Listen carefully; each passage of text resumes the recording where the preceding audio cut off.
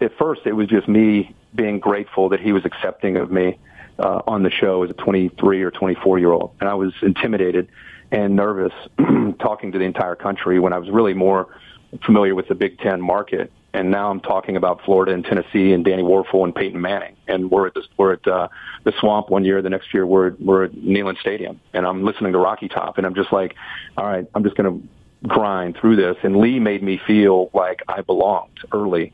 And so that's how our relationship started, me just having an appreciation for him and Chris doing that. Because back then the show was 1 hour, and it was the three of us. That was all there was on the show.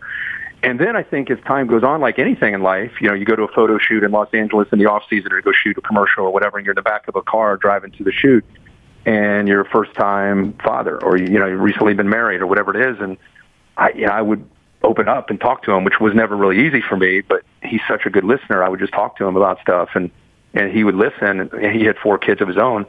And I love people that have wisdom and have experience, and I would just talk to them about it. And my kids were born at 28 weeks. They were 2 pounds each, and they were in the NICU for 8 weeks, and it was a scary time as a first-time parent. And, you know, I would open up to him and talk to him about really heartfelt things that I didn't talk to many people about. And you guys know, I don't know how many people in your life you have you can do that with, but when you do that and you do it again and you do it again and years go by, man, that person becomes, you know, like a family member. And so, yeah, we have fun on the air, and I love him. He's the greatest entertainer in the history of sports television.